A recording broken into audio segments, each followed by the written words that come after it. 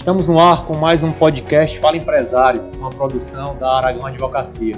Antes de apresentarmos o nosso convidado de hoje, gostaríamos de pedir a todos que nos acompanham, que nos sigam nas nossas redes sociais. Quem está aí no YouTube, que se inscreva no nosso canal, que dê o seu like para ajudar a disseminar esse conteúdo que a gente traz aqui nas nossas gravações. E quem nos vê pelo Instagram, nosso endereço é @AragãoADVOficial. Por favor, deem as suas curtidas lá para disseminar, como eu disse, essas informações, essas histórias que a gente tenta trazer aqui para o mundo dos negócios, para o mundo das empresas. Bom, vamos apresentar o nosso convidado de hoje, Guilherme Pequeno. Guilherme, muito obrigado pela sua presença. Para mim, um convidado especial, porque além de profissional, também sou seu amigo, tá? E é um prazer recebê-lo aqui e sei que você vai trazer muitos insights, muitas ideias e vai trazer uma história maravilhosa que eu conheço bem, que é a sua. Guilherme é consultor, é sócio da Gomes de Mato Consultoria, especialista em governança corporativa e estratégia empresarial, conselheiro, né, de diversas empresas no Brasil, aqui especificamente no estado de Ceará. Então, Guilherme, muito prazer e vai ser muito bom o bate-papo aqui para a gente tratar de negócios relacionados a essa questão da governança corporativa, da estratégia, a importância disso para a perpetuidade das empresas, enfim, eu sei que você tem muito conteúdo a nos dar. Obrigado, Eduardo. Obrigado aí pela oportunidade, parabéns pela iniciativa, está aí trazendo conteúdo para rede social, para as pessoas da comunidade. Realmente é muito bom estar entre amigos e entre um profissional também que faz a diferença, que tem excelentes trabalhos. Sempre à disposição para a gente conversar sobre gestão, trocar ideias e ajudar o nosso mercado a evoluir. Eu esqueci de uma coisa na apresentação, né? Ex-aluno do Colégio Cearense, nunca ex-marista, né? Ex-aluno do Colégio Cearense, contratado para ser quarto zagueiro da seleção daquela escola, né? Diretamente da Suíça Cearense. Suíça, né? Acho que seria como Crato, né? Isso aí. Temos nossa história jogando bola também lá no campo do Colégio Cearense. Momentos muito bons da nossa vida, 93 e 94. Aliás, você foi consultor por acaso, né? Rapaz, na verdade, futebol, quem me conhece um pouquinho, eu era um cara meio bruto, né? Meu zagueiro daqueles meio carniceiro. Lembra do nosso treinador da época? O Wilson. O Wilson Saboy, a propósito, está fazendo aniversário hoje, no dia que a gente está gravando. Um grande abraço, Wilson. Né? Nosso grande professor e até hoje mantenho um relacionamento com ele de amizade. O Wilson foi um grande professor. Encontrei com ele dando uma entrevista um dia desse, não, acho que foi na rede de Record, falando, acho que ele treina futebol feminino, né? Um grande campeão, né? O cara faz a diferença. É o atual treinador da seleção brasileira. Eu estava com essa informação, não sabia se era brasileiro ou era cearense. É um cara diferenciado, enérgico, né? Nos ajudou muito. Aquelas histórias do cearense são boas, viu? Eram boas. Mas vamos lá, vamos ao assunto propriamente do objeto do nosso bate-papo de hoje. Guilherme, cara, antes de a gente falar sobre governança, eu queria conhecer um pouquinho, a gente falou aqui da nossa época de colégio, mas eu gostaria de conhecer um pouquinho da tua história, né? Como é que nasceu a questão da formação em administração, né? Como é que você foi parar no campo da consultoria? Me conta também um pouquinho da tua adolescência, da tua infância no Crato. Traz pra gente aí um pouquinho do Guilherme pessoa. Legal, eu sou nascido em Crato, né? Sou 78, então fiz 45 anos agora. Em 93, com 14 anos, vim estudar aqui na capital, né? Minhas duas irmãs já faziam aqui, já estudavam aqui. Uma já estava na faculdade, a outra estava entrando na faculdade. Sou filho de uma professora, professora da Universidade Regional do Cariri, de colégios, professora de biologia. Meu pai, um pequeno empresário, segmento de serviços, tinha uma oficina mecânica. E a gente veio estudar aqui buscando aquele estudo melhor, aquela realização.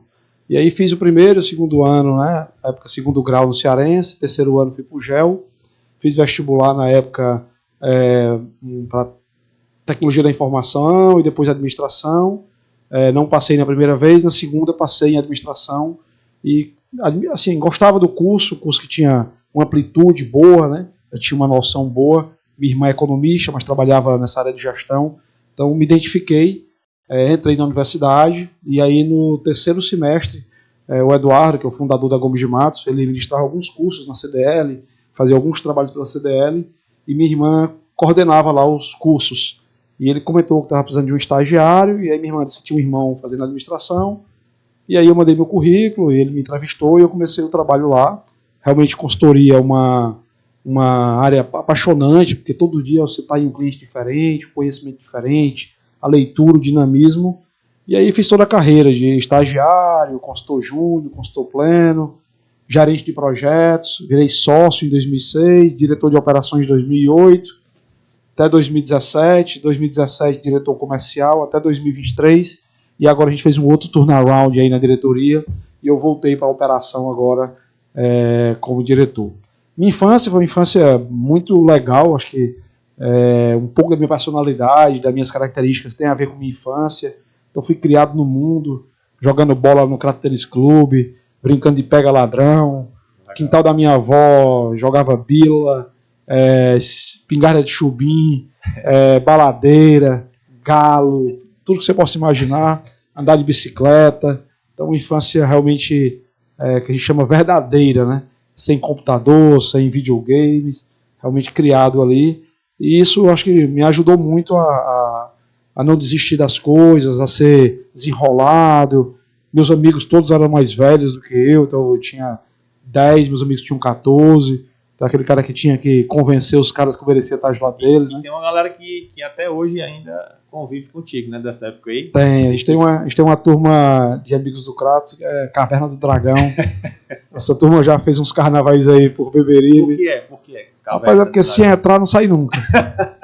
Tanto que tá até hoje. Analogia ao desenho mesmo. A gente se reúne aí, em média, uma vez por mês, para tomar uma cerveja, bater um papo, contar as histórias do Kratos. Sempre animado.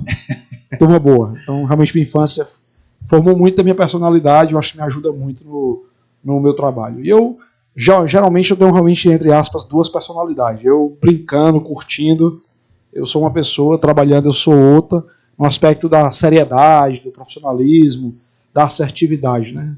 Com meus amigos eu sou ali bem à vontade mesmo, adoro ser o Guilherme lá do Crato, né? Aquela galera que foi criada junto e que fez a diferença. Como deve ser, né? Guilherme, pois bem, entrando então agora, digamos assim, mais para o lado profissional, né? Como você disse, carreira de casa única, né? E até hoje está na Gomes de Matos. E aí eu queria conhecer um pouco mais do que você faz hoje. Né? Eu sei que você é especialista, como eu disse na sua apresentação, na questão da governança corporativa e a estratégia, digamos, empresarial. Né? O que é isso, Guilherme? O que é a governança? Sei que é algo muito amplo, né? Mas o que seria a governança resumidamente? Por que da sua importância para as empresas? Né? E assim, é algo que é só para grandes empresas? Explica para a gente, por favor. Legal. Excelente pergunta, Eduardo, porque realmente as pessoas têm geralmente um conhecimento da governança ali de uma empresa listada em bolsa de valores, né? Um balanço auditado, política de dividendos. Então você pegou aí o tempo áureo da nossa economia, muita gente comprou a ação da Petrobras, da Vale. Então algumas pessoas acham que a governança é para aquele nível de empresa. De fato, naquele nível de empresa, você já precisa ter uma governança estruturada, madura, né? Mas eu sempre digo que a governança corporativa, ela, de forma resumida, ela tem um objetivo de contribuir para a perpetuidade do negócio, para a gestão do negócio e para gerar valor para os acionistas. Então, todo acionista que tem um empreendimento, tem uma empresa, ele quer que essa empresa se valorize ao longo do tempo.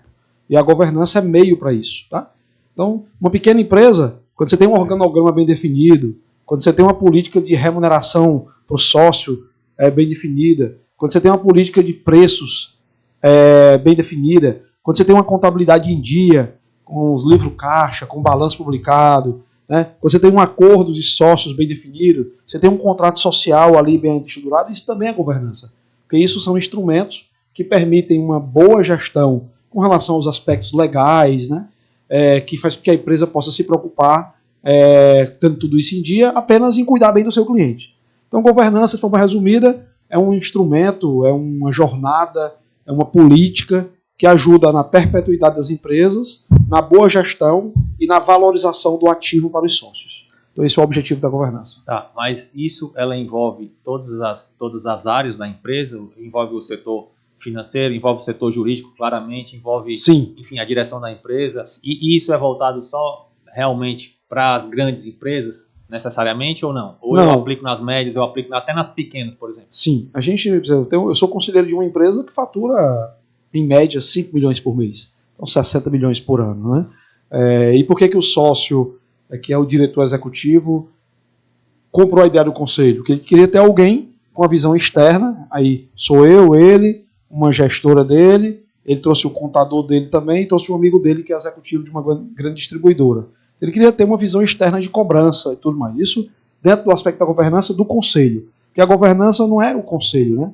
Um acordo de sócios bem estabelecido é governança. Um contrato social adequado é uma governança. Um organograma bem definido é uma governança. Tudo isso se aplica a uma pequena empresa, uma média e uma grande.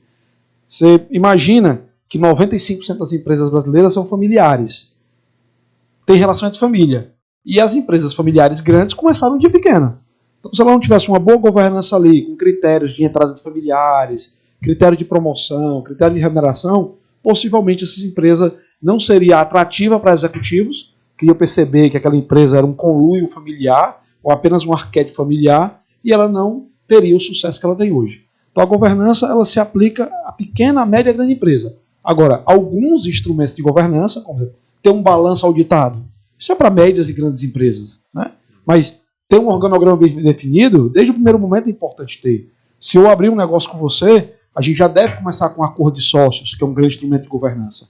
Então a governança, ela trabalha 3 esferas, né? A esfera da gestão, a esfera da família e a esfera da propriedade. E aí por isso que o aspecto jurídico do direito é tão importante, né? A questão do contrato social, do acordo de sócio, a questão dos instrumentos de governança, a blindagem de patrimônio dos sócios, a separação da pessoa física da jurídica, isso tudo na parte da propriedade, a parte jurídica, né? O advogado ele tem um papel fundamental de assessorar e principalmente de conscientizar o diretor de que os instrumentos jurídicos da abertura do negócio talvez não sejam mais os melhores para o momento da empresa. E a gente sabe que a governança, junto ao direito, ela tem um aspecto também preditivo, né? De prever possíveis conflitos no futuro e já desenhar políticas, arquétipos, né? Documentos, contratos que permitam que aquela empresa não tenha riscos excessivos. Então a governança ela envolve nos aspectos financeiros, demonstrações contábeis, na parte de gestão de pessoas hoje você tem o conceito de diversidade, o ESG, né? Na parte jurídica, os acordos contratuais, a criação das holdings, né? A questão do patrimônio, da sucessão patrimonial, né? Então, assim, são vários aspectos aí que a governança entra, mas com o objetivo de perpetuar a empresa, com o objetivo de gerar valor para os acionistas e com o objetivo de contribuir para uma melhor gestão dela. Sempre de uma forma mais organizada possível. E de forma preditiva, sempre prevendo o que pode acontecer, né? E qual a diferença disso para estratégia? Uma estratégia bem pensada, bem planejada para as empresas. Eu costumo dizer que as ferramentas que existem de gestão, elas fazem parte de um sistema maior que a empresa. Então, uma estratégia bem definida, ela contribui para a clareza dos objetivos do negócio, que isso contribui para a perpetuidade, que é um aspecto da governança. Então, a estratégia tem a ver com o que nós queremos ser, para onde vamos e como vamos fazer, e a governança tem a ver como a gente vai administrar isso da melhor forma para minimizar riscos e maximizar retorno.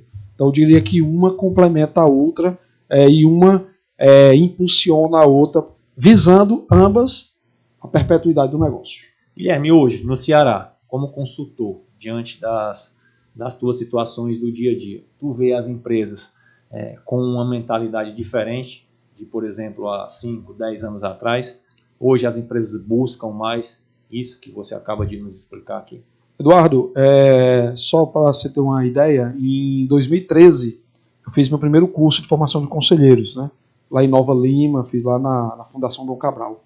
Agora em 2023 eu fiz uma recertificação pelo IBGC, Instituto Brasileiro de Governança Corporativa, que tem documentos, todos gratuitos, publicações, ele tem como causa principal fortalecer a governança, né?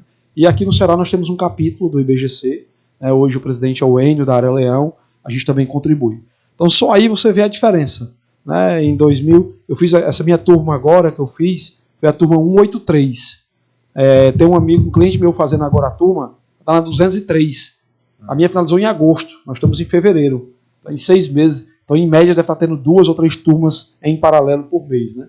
Então, a governança, ela de fato, por esse trabalho feito pelo IBGC, por outras entidades, e também porque as empresas familiares, né, principalmente essa competitividade maior, a globalização, a abertura de mais empresas na Bolsa de Valores, despertou para famílias empresárias que elas poderiam ter uma maior longevidade ou uma maior possibilidade de sucesso na sua empresa se ela tiver mais fortemente as boas práticas de governança participando do dia a dia.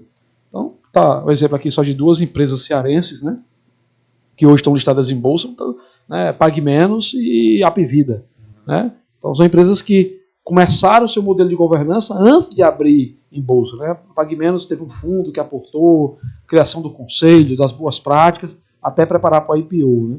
E a Apvida também, hoje fez uma fusão aí com uma das maiores da América Latina, e isso permitiu uma empresa local se tornar nacional e referência no seu segmento. Tá? Então, assim, a causa da governança está muito bem hoje difundida por 2 coisas. Uma, porque houve, de fato, esse incentivo do IBGC, de outros institutos, divulgarem essa causa, né? Falarem mais sobre isso. Eu acho que são 3, né? O outro, o crescimento do mercado de ações, né? Você pegar o número de pessoas que hoje estão investindo em ações, e para investir em ações eu preciso ter previsibilidade, preciso ter uma boa governança, para que eu sinta confortável tirar meu dinheiro numa aplicação financeira e botar numa ação.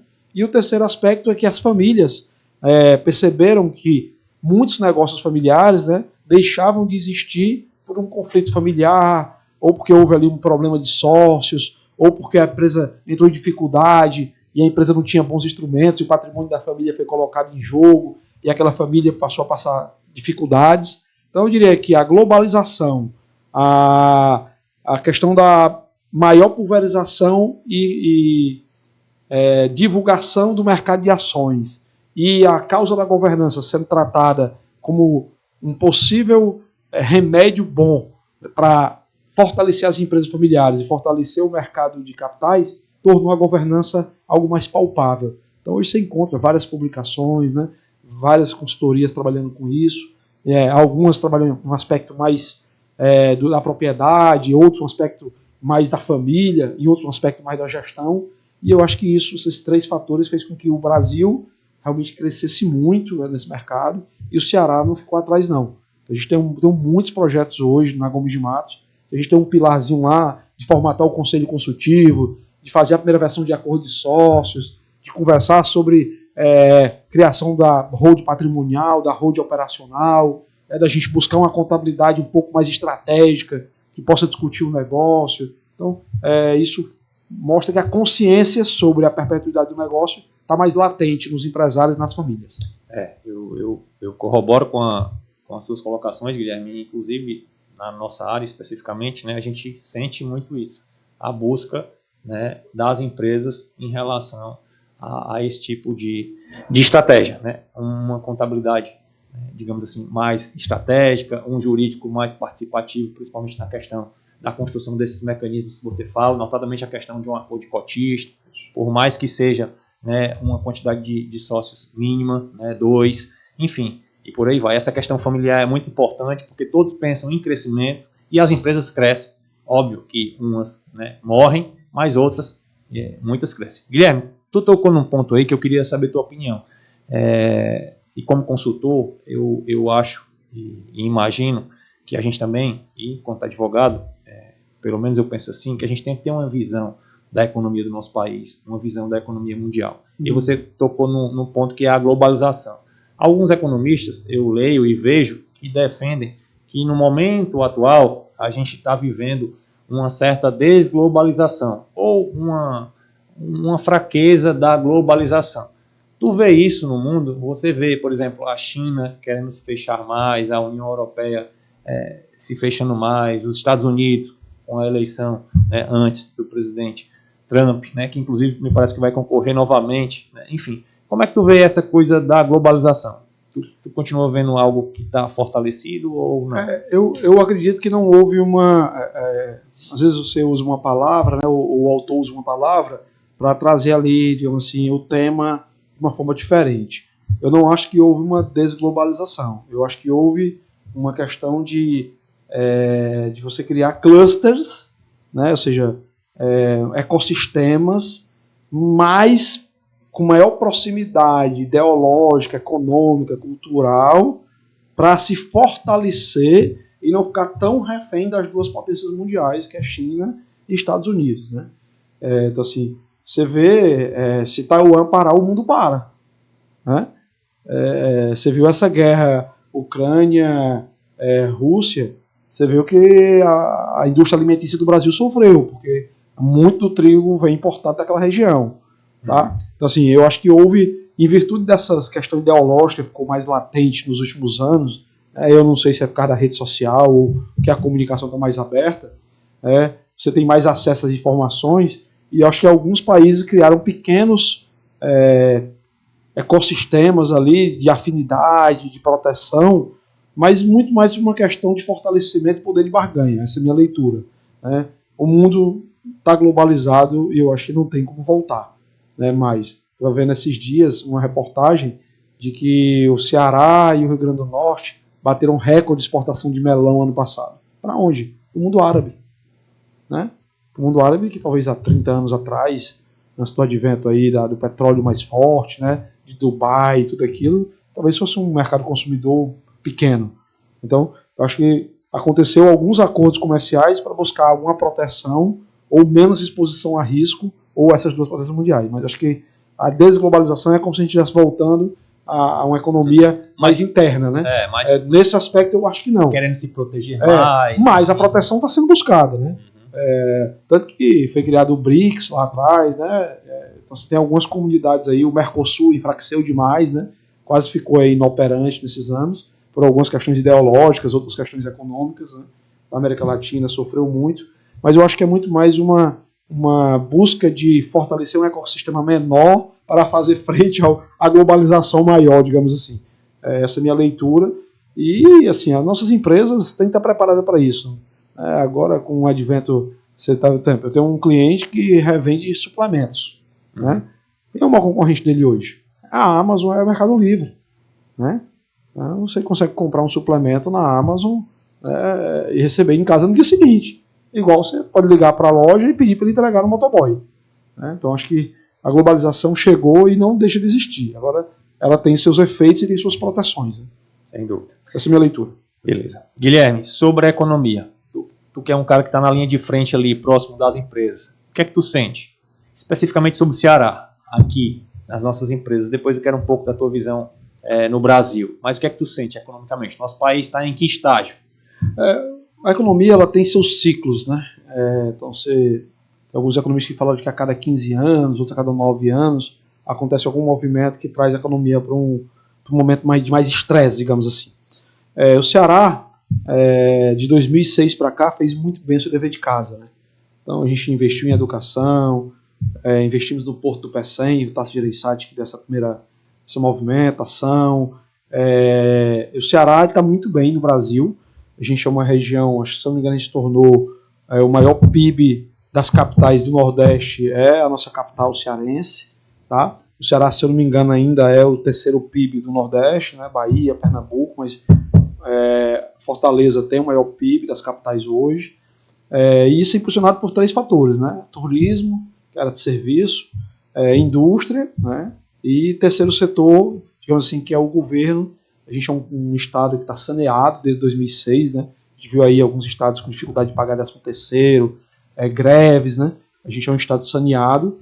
E eu acho que a economia do Ceará, ela, em média, se você pegar o histórico dos 12 anos, quando o Brasil cresce 1%, o Ceará cresce 1,5, 2 a 2. Geralmente é 1,5, geralmente é 50% ou o dobro. Ao mesmo tempo, também no ano que o país caiu, que foi naquela crise de 2016 da Dilma, também o Ceará caiu mais. Por quê? Porque a gente tem uma economia ainda muito dependente do Sudeste, né? Então, você tem as empresas, aquela movimentação que o governo fez de atrair empresas, para o Ceará foi muito bem, né? A gente tem aí Grendene, Vulcabras, temos algumas empresas do Porto Pecém ali da área de eólica, temos algumas empresas que vieram para cá pelo atrativo econômico, pela perspectiva mercadológica e muitas vezes também pela proximidade aí com a Europa, né? Nós estamos equidistantes aí, uma cidade, um estado muito próximo. Então, acho que a economia do Ceará, ela tem o turismo, que é muito forte, nós temos a indústria fortalecida por esse incentivo e temos a questão do Estado, do terceiro setor, de alguma forma equilibrado, investindo, né? Então, muitas estradas reformadas. Eu acho que isso tem contribuído para o Ceará ser destaque nacional. E o Brasil, tu sente que passa por um momento, digamos assim, de crescimento econômico, estagnação, estagflação? Como é que tu vê, assim, a gente passou agora, depois da nossa crise, infelizmente, aí, sanitária da Covid, né? Enfim, a gente talvez esteja saindo dela, mas ainda temos muitas consequências relacionadas a ela. Como é que tu vê o país em si? A gente brinca, né? O Brasil não é para amador, né? Então, assim, o Brasil, de fato, acho que é um país que tem muito potencial. Você pegar um país como esse, que tem agricultura, Amazônia, sol, praia, serviços, é um país para estar muito mais fortalecido. Mas não está, na minha percepção, pelas questões políticas, né? Então, a gente é um país que a política geralmente trabalha em interesse próprio, no sentido do poder, e a gente tem uma justiça que dá muita margem para isso se perpetuar. E aí isso gera uma zona de conforto para que aconteça várias vezes, né? Você vê casos de família, né? O pai foi cassado, o filho foi cassado. Tem uma cidade aqui no Ceará que trocou de prefeito em um mês 3 vezes, né? Então, mesmo você vendo casos de prefeitos presos, da Lava Jato, o que aconteceu. Então, o país continua sendo um país muito próspero. A gente pega Brasil e Índia, tem um potencial de crescimento enorme por 3 coisas. Potencial de consumo, infraestrutura precária. Então, se a gente resolver investir em infraestrutura, a gente tem 30 anos, a gente não deixa o país redondo, né? Há 2 anos atrás, a gente teve a oportunidade de rodar 3.700 quilômetros, Piauí, Balsas, Mato Grosso, Tocantins, né? A gente viu estradas destruídas, né? Exportando ali, saindo soja, milho, região riquíssimas, mas estradas destruídas, internet precária, hotéis de segunda linha, hotéis de primeira linha. Então a gente tem um enorme potencial, né? E agora, com a questão da energia limpa, nós somos um país que tem um potencial enorme de geração de energia limpa, né? Não é por acaso que o Ceará também tem se destacado com isso aí, o hidrogênio verde. Então, eu diria que o Brasil tem todos os pilares para ser um país de primeiro mundo, com exceção dos 2 que são fundamentais: a educação do povo, que é mão de obra qualificada, e uma estabilização política, tributária, legislativa, que permita à empresa não ser surpreendida. Você investe no negócio, muda o governador, ele caça sua licença porque foi o outro que trouxe. Então, a gente tem um país ainda muito dividido. Então, o Brasil, na minha opinião, ele está num momento de estagnação com um crescimento médio, com muitos rompantes, tanto para cima como para baixo. E isso é que faz com que nossa economia tenha esses sobressaltos, né? Da gente não ter ali 5, 6 anos de estabilização política, econômica, social, para que o país possa subir um degrau. A gente sobe um degrau, desce 2, aí sobe 2, aí ficou do mesmo tamanho de 2 anos atrás, aí sobe um degrau novo, desce de novo, né? A gente tem visto aí essa polarização ideológica, governamental, estados, municípios, governo federal, essa questão dos 3 poderes, né? Legislativo, executivo e judiciário, de alguma forma interferindo no outro. Então esse é o aspecto que talvez torne nosso país ainda um risco, né? Mas um país de muitas oportunidades. Mas esse teu sentimento, tu constata com os empresários que você presta serviço, por exemplo, às empresas, você constata isso deles também, essa necessidade de segurança jurídica, essa necessidade de uma mão de obra melhor qualificada, que passa pela educação, você sente isso? Eu posso dizer que esse meu pensamento que eu expus, ele é muito mais prático do que teórico, né? Então, eu atuo como consultor há 22 anos, né, tendo várias empresas, e eu percebo isso, né? Às vezes o cara quer crescer, rapaz, mão de obra difícil, legislação complexa, contabilidade cheia de problema, o governo inventa uma lei, inventa outra, carga tributária alta. Aí muitas vezes o cara pega o dinheiro do negócio, investe lá nos Estados Unidos, constrói 5, 6 casas, administra à distância, abre uma conta digital, recebe o dinheiro, tira um visto e passa a viver de renda, e isso muitas vezes faz com que ele pense assim, poxa, eu vou para esse país e tudo funciona, e lá no meu tem alto potencial e nada funciona, e isso faz com que eles tenham dificuldade de investir. Essa é a minha leitura. Ainda no aspecto do empresário, Guilherme, já que você, como eu disse, está muito próximo, né, desse mundo, né, eu também estou e sinto muitas coisas. Qual é o perfil do empresário cearense? Como é que ou não necessariamente do cearense, qual é o perfil do empresário? Quais são as características de um bom empresário? Eu diria que vou começar falando pela minha leitura sobre quais são as competências que um bom empresário deveria ter. Depois vou trazer um pouquinho o que eu vejo no cearense, né? O empresário, para ele ter sucesso, na minha visão, ele precisa cuidar de 5 pontos, né? Ele precisa ter uma capacidade de visão de futuro, que é a globalização, os mercados, a consolidação dos mercados. Ele precisa ser um bom líder de pessoas, ele precisa formar pessoas para dividir o fardo. Ele precisa ter a capacidade de integrar essas áreas, né, a capacidade de integração. Precisa ter uma capacidade de negociação forte, né, que é a 4ª competência. E 5º, ele precisa ser um cara que seja inquieto, que não queira viver do que ele construiu, né, que ele esteja eternamente insatisfeito, buscando algo mais. Tá? E essas são as 5 coisas que eu considero fundamentais. Quando eu trago para o cearense, né, o cearense eu brinco que eu acho que o judeu nasceu no Ceará, foi para lá e voltou. Né? O cearense tem tudo isso, e tem 2 características que eu admiro muito no cearense e no nordestino como um todo. Né? A nossa vivência com clientes é mais no Nordeste, que é uma autoestima elevada, então a gente não se deixa ser menosprezado, achar que somos pequenos, que é um estado pobre. Está aí exemplos como Pague Menos, Apvida, M. Dias Branco, Três Corações, né? Que era Santa Clara, Betânia, Becipar, Diagonal, Beach Park. São visionários que construíram tudo isso. Sem né? falar em inúmeras outras, né, digamos assim, médias empresas. Sim, que são... Você pega rede de supermercado, nós temos aqui talvez das 5 maiores do Brasil, 3 estão aqui no Ceará.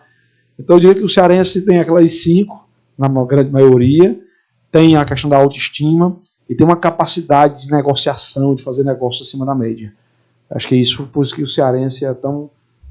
em todo lugar do mundo tem um cearense, em todo negócio de sucesso, geralmente tem um cearense à frente. Esquecendo de falar aí do sistema Arediçar, né? Ele saiu de uma escola para o sistema nacional, entre outros exemplos aí de empresas. Que é o que eu ia falar agora, a gente tem uma educação particular muito forte, né? Apesar de todo o avanço da nossa educação pública, mas eu acho que ainda precisa avançar mais para se, digamos assim, igualar ao nível da educação particular. Impressionante, né? Você fala rapidamente, você fala 5, 6 colégios particulares que estão num nível elevadíssimo, né? É impressionante. Né? Engraçado. Esses dias eu estava vendo essa coisa, só um parêntese, né? Dessa coisa da educação em relação ao Enem. Eu estava vendo que outros estados aqui do Nordeste, eles estabelecem por lei, né, cotas diferenciadas para as notas, né, dos alunos que não são oriundos das escolas do próprio estado. Porque geralmente... Estão roubando muita vaga. Geralmente, né, vem outros alunos de outros estados, principalmente do Ceará, e aqui no Ceará não tem. Porque a concorrência já é tão forte que o estado aqui não tem essa... Eu estava vendo hoje uma propaganda numa rádio, só um colégio aqui, 22% das vagas do ITA no ano passado foi esse colégio que aprovou. Né? Um colégio, né? A gente tem 2, 3 aqui que são muito fortes nessa perspectiva. Né? E a coisa do empreendedorismo? Você vê o nosso poder público, por exemplo, aqui no estado, favorecendo para que isso aconteça? Você vê, ao longo desses 22 anos que você falou de carreira, você vê o crescimento, né, do querer empreender mais, Guilherme? Eu acho que já melhorou, né? Acho que o poder público já entendeu, eu acho que a pandemia deixou muito claro isso, que não tem como financiar um país sem o capital privado. Né? Você viu o quanto foi importante o governo ter aprovado aqueles R$600 lá, mas o governo não consegue bancar aquele 2 anos. Né? Então, o quanto foi importante aquele momento no aspecto de que a economia privada é que sustenta o país de fato e de direito. Tá? Acho que o governo alertou para isso, então o nosso sistema tributário ainda é complexo, mas o Sintegra, né, o GovBR, algumas coisas aí facilitaram. Eu acho que a questão do MEI, né, a regulamentação do MEI, facilitou para alguns microempresários pudessem começar seu negócio com a carga tributária menor, tendo acesso a crédito, podendo contratar pessoas. Eu acho que todos esses aspectos aí de alguma forma melhorou. Mas temos muito a fazer. Né? Você imagina um país como o nosso, que você tem o IRPJ e o CSL, né? 2 impostos tributados sobre o lucro. Né? Não tem motivo você ter 2 impostos. Se quiser até manter a alíquota, junta num só, mas 2 obrigações, né? São 2 coisas a fazer. Então a gente precisa simplificar, até porque hoje, com a inovação, com a tecnologia, com a agilidade, tudo que você faz da porta para dentro é desperdício de tempo, na perspectiva de receita, né? Obviamente. Obviamente que a parte financeira, que é da porta para dentro, é imprescindível que seja bem feito, né? Mas você precisa liberar o empresário de obrigações. Eu tenho um cliente nosso que tem 12, 14 pessoas no fiscal, trabalhista, tributário. A empresa tem 3, 4 filiais, substituição tributária, débito, crédito, compra. Né? Você imagina 13 pessoas focadas em receita e 2 cuidando do administrativo. Né? A gente pudesse estar muito mais avançado e uma economia muito mais forte. Refletindo para o próprio país. Né? Isso. Então, assim, em termos de arrecadação. Isso. E eu acho que o governo tem feito algumas políticas legais em empreendedorismo. O BNB aqui, né, que é o nosso banco regional, faz um trabalho exemplar para isso. Né? Só que a gente precisa entender de que quem precisa de crédito é o pequeno, não é o grande. Nós ainda somos um país onde um grande tem uma condição de crédito muito melhor do que era o pequeno, mesmo não precisando como o pequeno precisa. Né? Então a gente precisa democratizar mais esse acesso a crédito, com responsabilidade, com projetos, para que a gente tenha uma economia ainda mais empreendedora, ainda mais forte. Guilherme, falando um pouco da Gomes de Matos, né? Qual é o papel, óbvio, você já deu aqui muitas dicas e muitas ideias do que faz um consultor, mas qual é o papel de um consultor? Né? Procurar um consultor, né, serve para quê exatamente? Explica para a gente aí, o teu dia a dia. Aí. De uma forma bem objetiva, eu considero que o grande papel do consultor é ser um agente de mudança.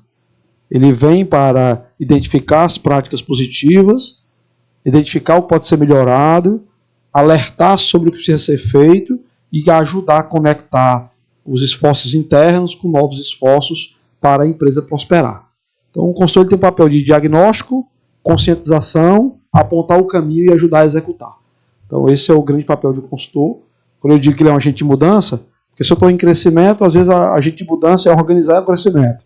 Se eu estou estagnado, às vezes a mudança é traçar uma estratégia de crescimento.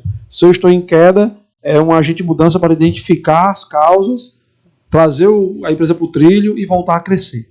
Então, o consultor é um agente externo, imparcial, que tem experiência para diagnosticar, apontar caminhos e ajudar na implementação das soluções. Tá, e em relação ao tempo de sobrevivência das empresas, pelo que tu vem atuando e vem vendo, a taxa de mortalidade, digamos assim, das empresas vem caindo? Eu acho que caindo não está. Tem um estudo do Sebrae, a última vez que eu li, não sei se é o mais atualizado, ele comenta que de cada 5 empresas abertas, apenas uma estará aberta em 10 anos. E 2 fecham no primeiro ano. Então você pega ali 2 no primeiro ano, 2 ficam entre o primeiro e o 7º, 8º nono, e apenas uma chega no 10º. Né? Tem um estudo que diz que a média das empresas brasileiras é 23 anos. Então, é uma média baixa. Por quê? Porque a empresa ela não nasceu para morrer. A empresa nasceu para ser perene. Né? O ser humano, a gente nasce, cresce e um dia morre. Mas aquela empresa nasceu para ser perene. Né? A gente tem exemplos de empresas cearenses, como a Ipioca, que ficou dentro da mesma família 160 anos. Né? Até ela foi vendida. Ela não morreu, ela foi vendida. Né? E tem outras empresas do próprio segmento, né, que desapareceram. A gente pega exemplo de empresas do ramo de alimentos, né, varejo de alimentos. Tinha líder de mercado na década de 90 que deixou de existir, mas todos os pontos dele estão alugados para um novo supermercado hoje. Então não foi o mercado, né? Foi alguma coisa de gestão ou interno que impactou. Então nós ainda somos um país que empreende muito no feeling, e aí a importância do planejamento. A maioria das empresas fecha por falta de capital de giro. Não é que o negócio é ruim, apenas o dono não projetou bem o capital de giro, ou não projetou bem o tempo de resposta daquele negócio, e ele fecha e é vendido porque ele não conseguiu suportar aquele momento ainda de investimento, retorno baixo, crescimento de receita. E o brasileiro ele é muito empreendedor por feeling. Ele faz poucos estudos, ele faz poucas projeções, ele acredita muito no feeling dele. Eu fui em São Paulo, vi uma loja de roupa masculina e vou abrir aqui que dá certo, sem fazer o estudo de mercado. Mas é característica, né? Se a gente pegar o número de startups, de cada 10, 1 ou 2 vinga. Por quê? Porque o empreendedorismo é assumir riscos, né? E isso faz com que o risco é inerente à atividade. Com pouco planejamento, risco maior. Com planejamento, risco menor. E aí a longevidade das empresas, na minha opinião, está diretamente proporcional a planejamento, gestão e mercado. Mercado é um fator externo, mas planejamento e gestão, teoricamente, dá para a gente administrar e antever algumas coisas. Guilherme, eu quero falar de futebol, mas mais um aspecto, digamos assim, voltado para o profissionalismo. Eu sei que você está envolvido atualmente com o Ceará, né, em um determinado aspecto, e eu quero tratar um pouco sobre isso. Como é que tu vê o nosso futebol? O que exatamente tu está se propondo a fazer especificamente no Ceará? No que diz respeito não ao nível técnico, não a questão do esporte em si, futebol, mas a questão do que está por trás, né, diretoria, etc. Eu sei também que a Gomes de Matos, em alguns Gomes de Matos, em algum momento também prestou serviço para o Fortaleza. Sim. Então, qual é a tua visão hoje assim, do futebol na perspectiva da organização? Isso, a gente prestou serviço para o Fortaleza e o meu sócio que fazia consultoria hoje também é diretor administrativo do Fortaleza e eu estou como diretor administrativo do Ceará, né? A gente está nesse momento cada um como pessoa física, né? Não como instituição. O futebol, na minha visão, tem um livro chamado A Bola Não Entra Por Acaso, e de fato acontece isso, né? O futebol ele era uma paixão nacional e ele virou um negócio. A gente vê aí a movimentação de liga, né, que está acontecendo no Brasil, que já aconteceu na Europa, a questão do profissionalismo dos modelos de gestão, a questão dos investimentos em patrocínio cada vez maiores. E o futebol, na minha visão, como qualquer outra entidade, vamos imaginar o Ceará, no caso que ainda é uma associação, ele não é uma SAF, né? Mas uma associação é uma empresa, né? Ela tem funcionário, ela tem contabilidade, ela tem financeiro, ela tem ativo, ela tem passivo, ela tem riscos, ela tem ação trabalhista.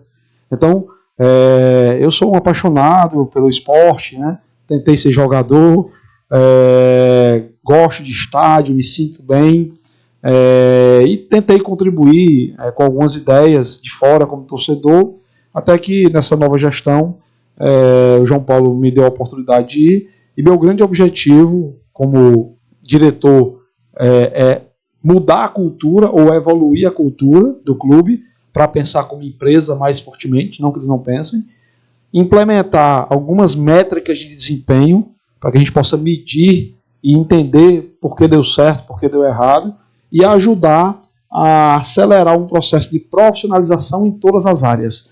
Então, uma área contábil do futebol já é muito profissionalizada, né? Você tem o Profut, você tem toda a lei que regulamenta. Uma área financeira do futebol também já anda muito bem.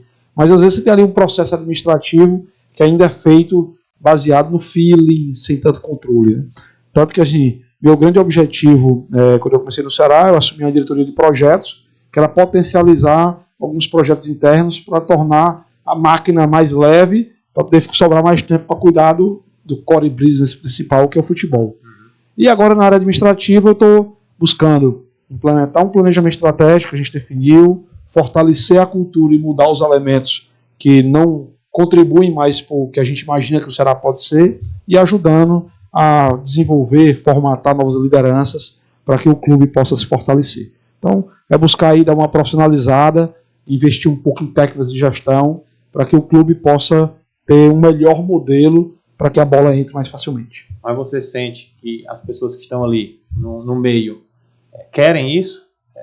A maioria, pelo menos, quer isso? Tem essa cultura já iniciada, digamos assim? Eu diria que querer eles querem, ter consciência que precisam eles têm, mas alguns ainda não conseguem entender que aquilo tem que ser feito baseado em um método, né? Então existem muitas justificativas que no futebol é um pouco diferente, aqui não é uma empresa normal, óbvio que não é. Como uma empresa de advocacia não é igual em loja de varejo, mas lá tem gente, lá tem processo, lá tem financeiro, lá tem contábil, tem jurídico, lá tem que ter metas. Então, tem que ter as devidas adaptações. Mas, objetivamente, se eles não entendessem isso, possivelmente já não tinham sido convidados, né, para contribuir com isso. Não sou eu responsável por isso. Estou contribuindo e os diretores que estão lá hoje entendem, se dedicam e estamos tentando superar os desafios, os obstáculos normais de uma empresa que tem 110 anos, né, então tem uma cultura enraizada. Durante muito tempo foi feito de um jeito, tem que ser feito de outro. Tem fatores externos que influenciam, né? Isso. Então, existe bom senso, boa vontade. Ele está tentando encaixar planejamento, execução e controle para que a bola entre mais facilmente. Mas existe muita boa vontade e muita acreditação de que isso é importante. Mas fatores externos influenciam. Com certeza. A gente tem resultado no campo, a imprensa esportiva, por exemplo. Se a bola não entra... Eu vou dar um exemplo, né? Se a gente consegue subir agora em 2023, então nossa gestão era a melhor do mundo, né? O Ceará cai da Série A para a Série B e nos primeiros anos já sobe, né? E podia estar tudo errado. Mas como você estava na Série A, o julgamento externo estava tudo certo. Ao mesmo tempo, quando a gente não subiu, tem um sentimento que está tudo errado, né? Tá terra arrasada, o clube está tudo errado. Também não é assim. Tem várias coisas positivas. Não é por acaso que agora a base do Ceará foi eleita a melhor do Nordeste, não tendo maior orçamento, né? A gente, na verdade, tem um orçamento muito menor do que o do Fortaleza, menor do que o do Bahia, menor do que o do Sport. Mas por quê? Porque existe um método na base, existe um gestor que está lá há muito tempo, existe um diretor que está lá há 4 anos, existe todo um processo de formação, de captação. Então, ou seja, técnicas utilizadas de gestão aplicadas ao mundo do futebol para ter resultado. Então, não é por acaso que as coisas acontecem. Então, a gente está tentando evoluir em todos os aspectos. Isso vocês viram no Fortaleza, por exemplo, acontecer? Sim, eu não fiz o trabalho do Fortaleza, obviamente, né? Mas o trabalho que o Arthur fez, né, de planejamento, de organização, de processos, com certeza, né, dito pelo próprio Marcelo, contribuiu para que o clube tivesse uma outra visão e pudesse dar um outro patamar, né, de busca de resultados esportivos. Então, não tenha dúvida. Né, você pega o exemplo do Flamengo, né? O Flamengo tinha uma receita de 700 milhões com uma dívida de 1 bi. O Flamengo vai para o 5º ano seguido com uma receita de R$1 bilhão. Né? E não é SAF ainda. Então, e começou lá atrás, me parece. Começou lá atrás com bandeira, 2 anos seguidos sem ganhar o Carioca, ali no 9º ou 10º do Brasileiro, mas cuidando de passivo, de profissionalização. Fizeram um estudo com a Ernest Young, se eu não me engano, com a UI, profissionalizaram um pouco a gestão, renegociaram o dívida, trouxeram bons patrocínios, e aí a bola sobrou mais recursos para investir na bola, a bola começa a entrar e o clube vai se fortalecendo. Né?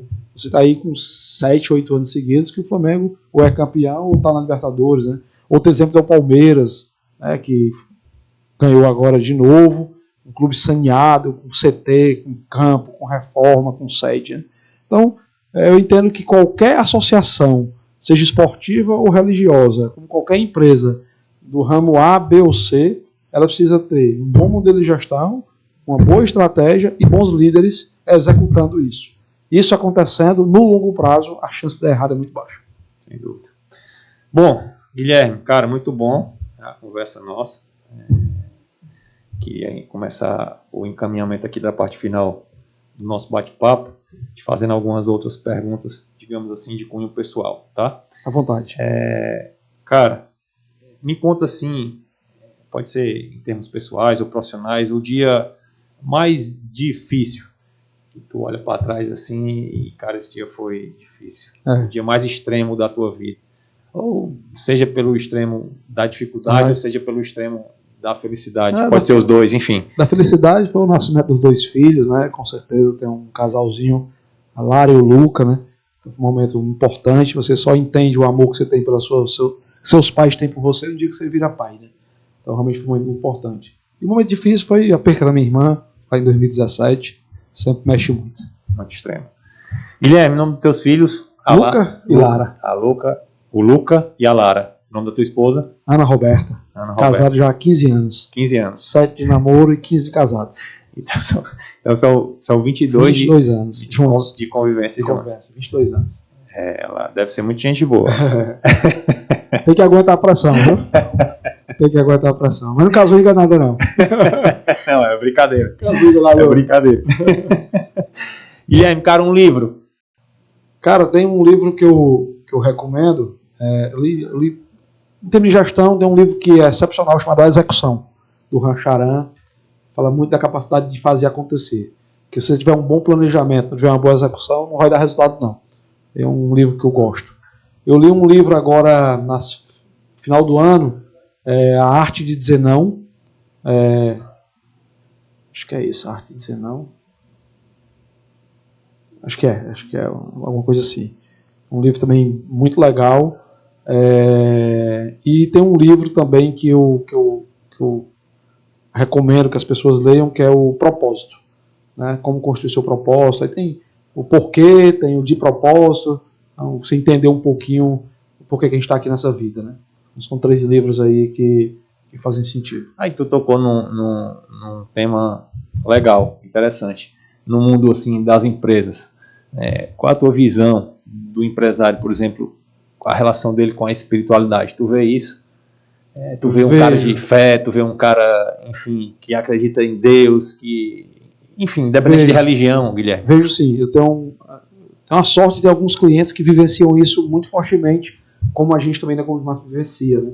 Nós somos uma empresa cristã, então toda reunião nossa a gente começa invocando o Divino Espírito Santo, a gente reza um Pai Nosso, uma Ave Maria. Nós temos lá evangélicos, né? A gente respeita, né? E eles às vezes puxam ali uma palavra. O importante é acreditar num Deus maior, por sermos uma empresa cristã, né? E eu tenho alguns clientes que realmente são devotos, expressam sua fé, né? E colocam até nos seus valores, como é o nosso caso, né? A gente tem um valor que é ser digno dos dons e bênçãos de Deus. Realmente eu acredito que isso ajuda de alguma forma a você ter um propósito maior do que apenas vender e comprar, ganhar dinheiro, né? Tudo mais. Eu tenho alguns clientes nesse sentido. E cara, assim, dentro desse propósito, né, de quem empreende, por exemplo, hoje nessa coisa de rede social existem muitos influenciadores, né, e muitos deles, às vezes a gente vê como se estivesse passando uma cartilha e você seguindo aquela cartilha, você vai, por exemplo, enriquecer ou ter sucesso, algo do tipo. E aí já vi outras pessoas discutindo, dizendo que aquilo que pregam muitos deles não é o que fizeram eles chegarem naquele local, porque na verdade empreender é trabalhar muito, é suar muito, é correr muitos riscos e não é tão fácil assim deixar tudo equilibrado, a vida familiar, a vida pessoal, a vida profissional. Qual é a tua visão sobre isso? No Instagram a vida de todo mundo é perfeita, né? Por isso que de vez em quando eu gosto de postar uma cervejazinha com uma dosinha de cachaça, para poder ver que a vida é normal, não um ovozinho frito, né? Um baiãozinho de 2. No Instagram a vida é perfeita. E a rede social transformou isso, né? Transformou pessoas comuns em heróis, né? Então, assim, de fato, eu tenho uma máxima assim, quando você vê alguém ensinando como ganhar dinheiro, é porque ele começou a perder dinheiro ou já não está ganhando tanto quanto ele ganhava sozinho, tá? Mas ler biografias é sempre um bom aprendizado, você saber o que deu certo e o que deu errado. E eu acho que também você tem que saber fazer a leitura disso e tirar o lado bom disso, né? Então, eu sempre digo que você tem que saber ouvir e processar e aplicar aquilo que faz sentido para você. Então, mesmo tendo essas pessoas que dizem lá que se tornaram milionárias aplicando dinheiro em bolsa, ouça lá, saiba que ele é 1 em 1 milhão, né? Alguns não ganharam, alguns perderam e outros ganharam pouco, mas você pode tirar um aprendizado daquilo, trazer para a sua vida pessoal, profissional ou financeira e também ter sucesso. Mas eu acredito que acordar cedo, fazer o certo, fazer mais do que eu fui prometido e dar retorno ainda é o grande segredo do sucesso.